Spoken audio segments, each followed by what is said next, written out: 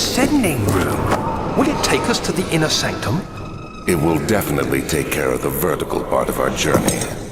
So, you have ridden an elevator before? Yes, the Colosseum at Regent's Park has one. It takes you to the gallery where you can view the panorama. Good. This ride might be a little longer, and in the other direction.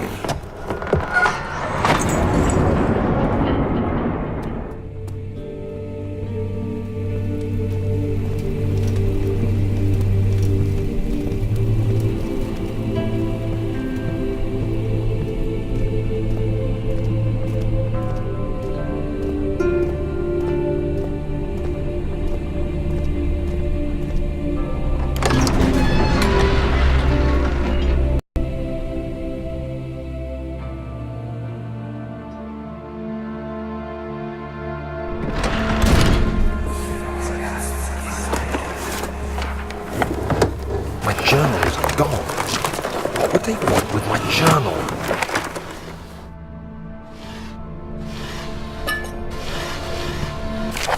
July 2nd, 1839. I received a letter today from the Algerian governor's office disclosing the fate of Herbert's expedition. About a week after my departure, Abdullah, one of the men traveling with us, returned from the desert. He was badly injured, as if maimed by a lion. The man rambled deliriously about the expedition being attacked by something horrible. The French quickly dispatched a search party to look for the expedition. After searching for days, they found the camp abandoned without any trace of Herbert or his men. Tomorrow, I'll retrieve the things they recovered from Herbert's tent at the customs house. I don't know what to make of it, but I'm worried for him.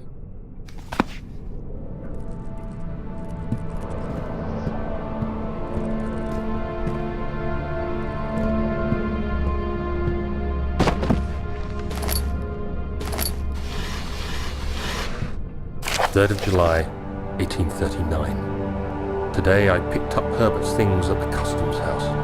I dug through the trove of documents he had carried and found a log detailing the expedition. The nature of this text ranged from quick notes to colourful accounts of transpired events. I skimmed the pages, trying to figure out what might have happened. May 17th, the day I was trapped inside the orb chamber, Herbert dryly states, "Recovered Daniel after 1 hour of entrapment." This confused me greatly. I was suffocating within minutes. How could I have lasted an hour? I continued reading the peculiar text. Herbert states his facts without judgment or passion, but suddenly I could read frustration into his text. He pushed his men to investigate the underground tomb, an effort which seems to have strained the minds of his men.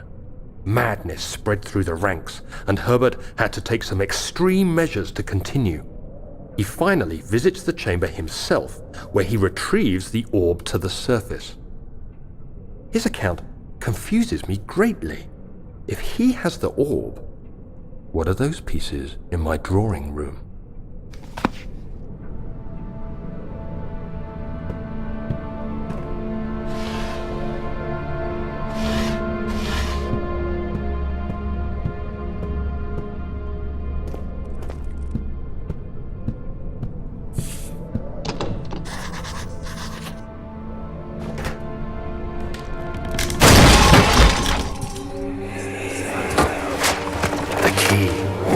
Please, let it be here. July 4th, 1839. It's done! The orb is assembled. I was awakened by an exhausting nightmare. Shaking and sweating, I retired to the drawing room with a cup of tea.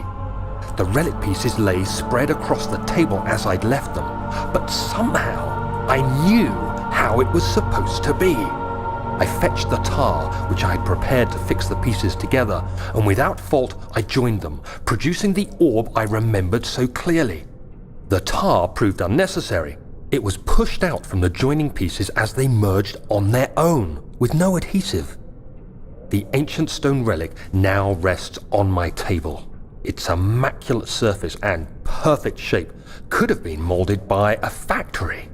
This is all too strange.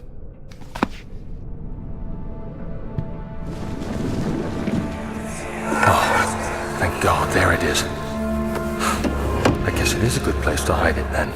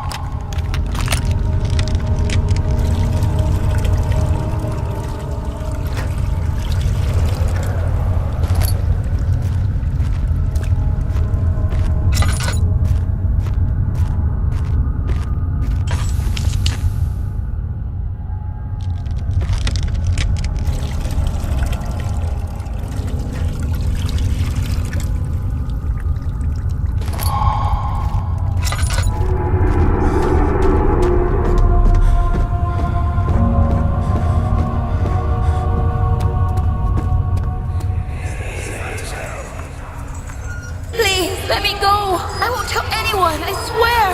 I just want to go home. No! Get away from me! Leave me alone!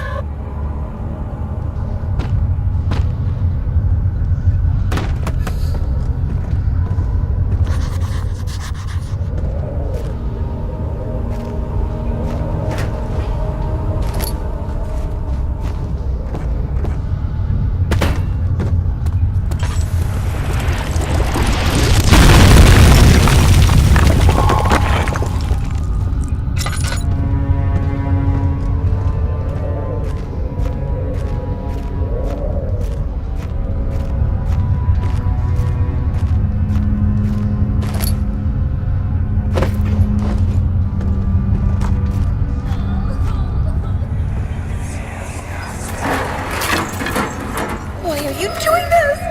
Get away from me!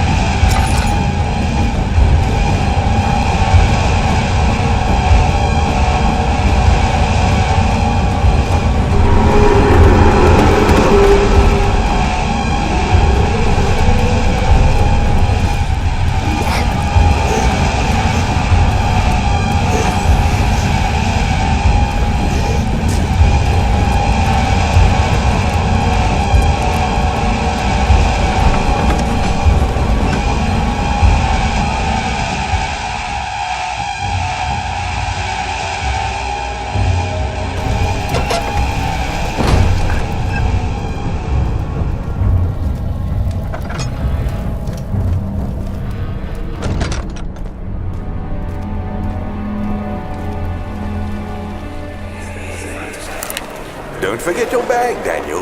I won't, Herbert. There is no shame in using a parasol in the desert. As it happens, it's imperative to your survival. But it looks ridiculous. The shade will hurt much less than dying, I assure you.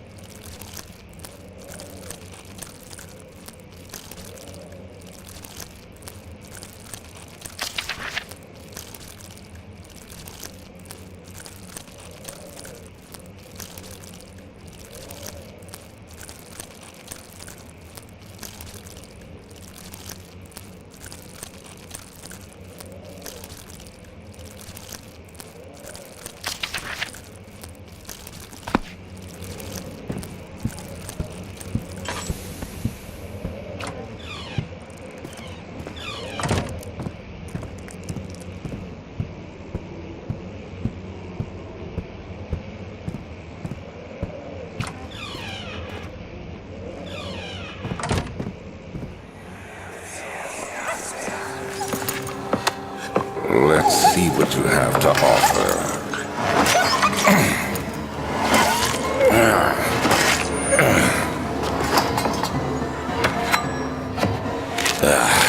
What a mess. I should have sharpened the saw. But I can sense it. It's definitely there.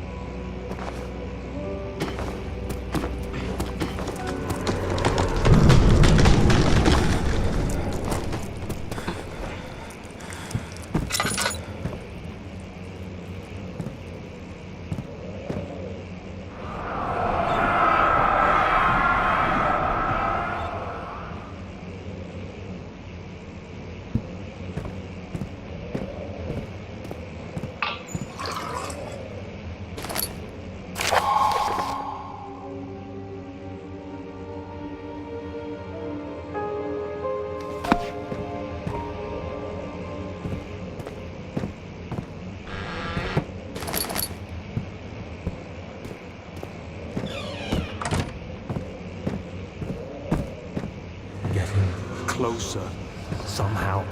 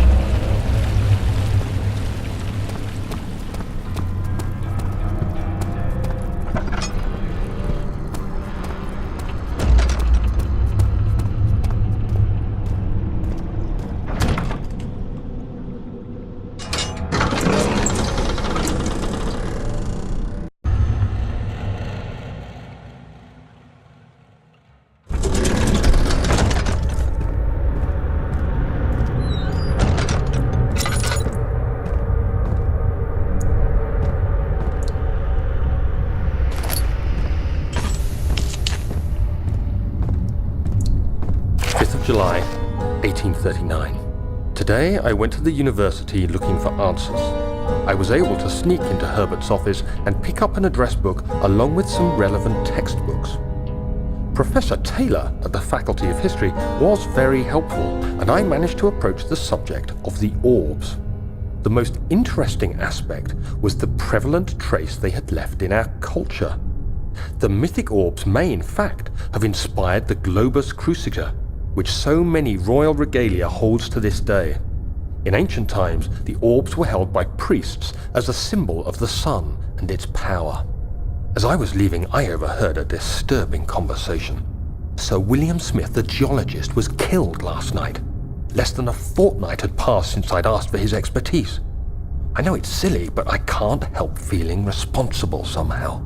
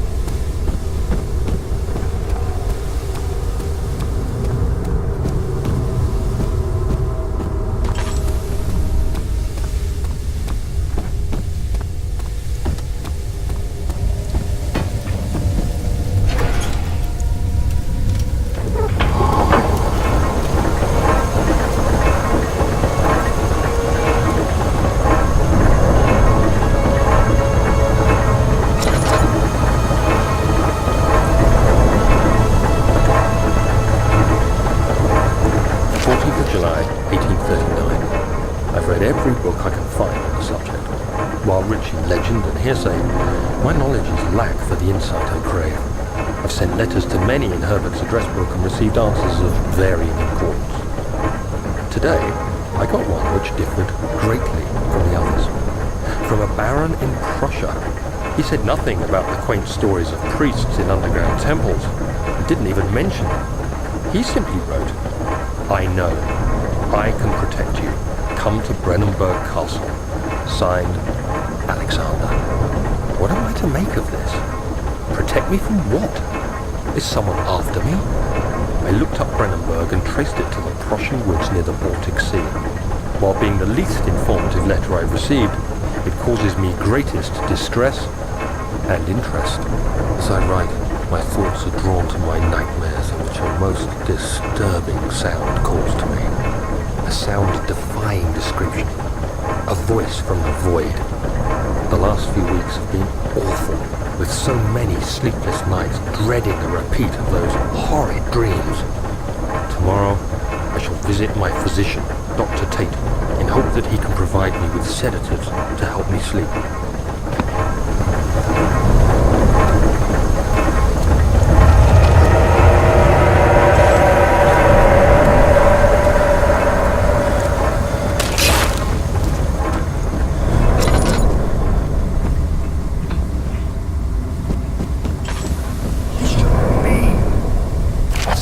July 1839. How has this escaped me? They're all dead. Limbs scattered, heads split down the middle, their skin flayed as if boiled. I feel like I'm falling into myself. What's happening? Sir William Smith, Professor Taylor, now Dr. Tate. Is it following me? How can it not be? It's the damn thing I brought from Africa. Something is after me. I have no choice but to trust the Baron. He better know what he claims.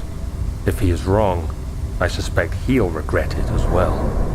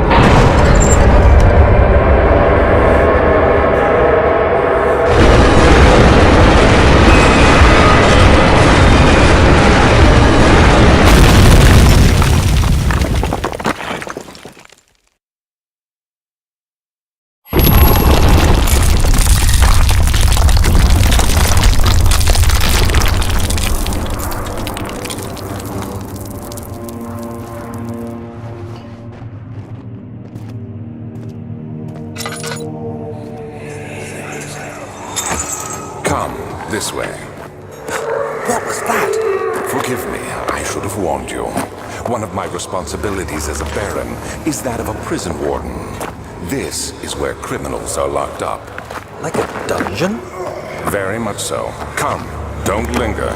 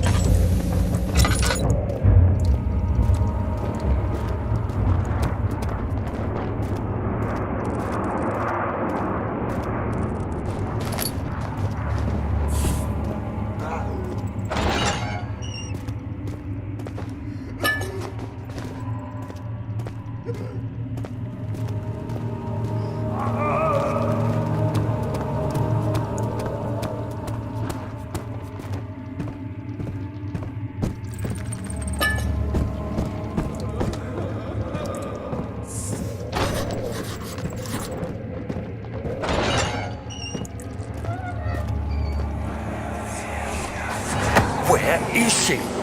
Where did she go? No. I won't tell. I'll never tell you. You're just making things worse. Look, this is no place for a young girl all by herself. She could be hurt or worse. There's no telling what horrors await down there.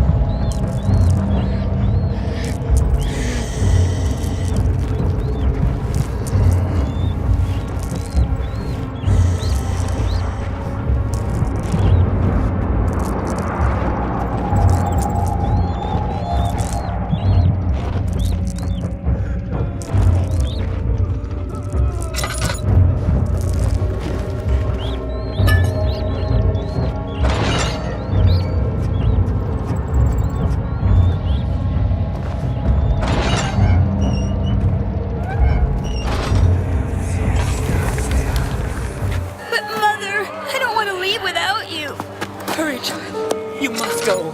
Find Gabriel, the Outrider, and tell him to alert the King's men. No, you come too. Please, we don't have time to make the hole any wider. But... Someone is coming. Hurry! I'll cover the hole with the bed. Everything will be fine.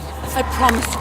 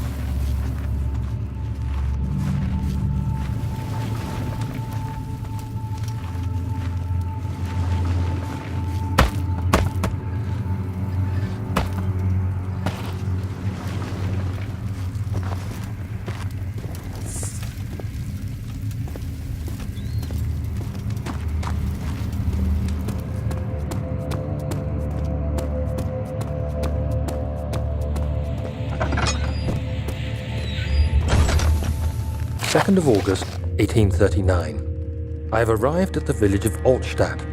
It's a haven in the midst of a vast forest and the last stop before my final destination, Castle Brennenburg. It's late in the evening, and the Outrider, who has been with the coach since Bremen, advised me to wait until morning before I venture further.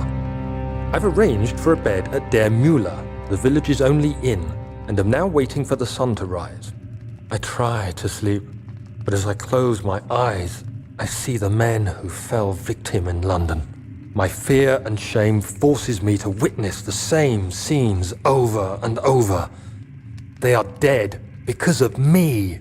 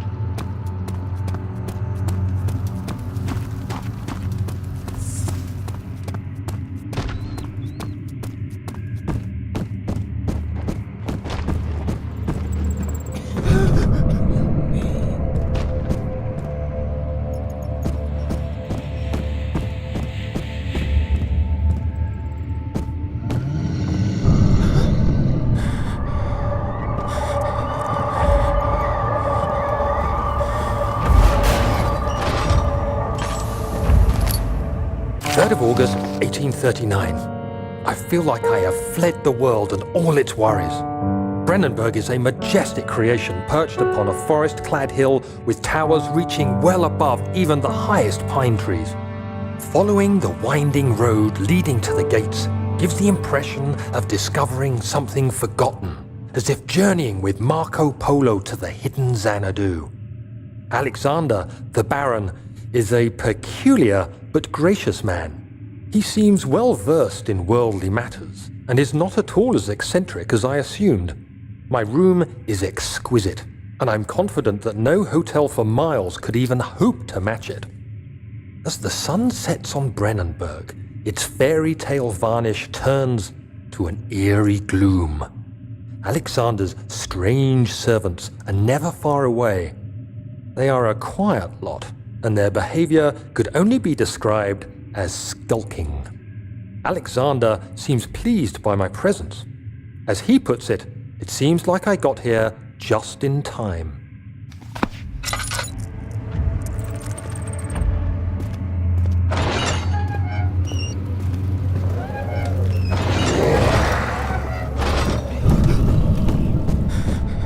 Is he safe?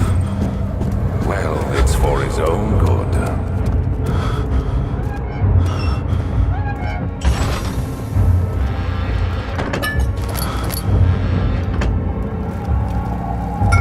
Soon we'll be ready. Let there be enough time.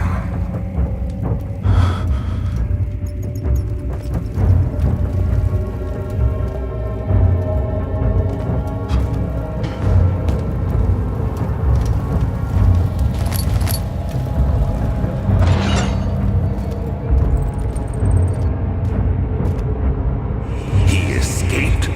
Where is he now?